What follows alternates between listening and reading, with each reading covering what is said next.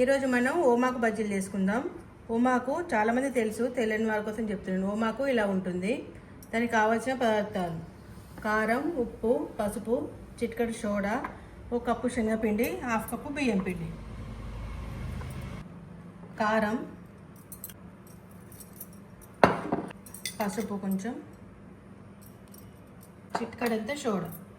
కొంచెం ఎక్కువ వేసుకోవద్దు, మరి ఆయిల్ అంతా పీల్చేస్తుంది. కొంచెం బియ్యం పిండి 1/2 కప్. ఇవన్నీ మంచి కొన్ని వాటర్ వేసుకొని మిక్స్ చేసుకుందాం మనం.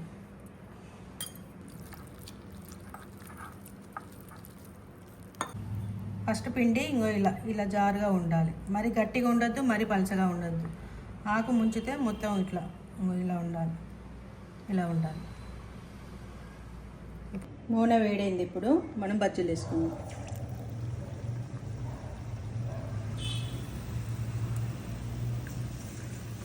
ఒక సైడ్ కాలినాక ఇంకో సైడ్ తిప్పుకోవాలి. ఇట్లా మెల్లగా ఇట్లా బ్రౌన్ కలర్ మంచి గోల్డెన్ కలర్ వచ్చినాక తీసేసుకోవాలి. వేడి వేడి ఓమాకు బజ్జీలు రెడీ.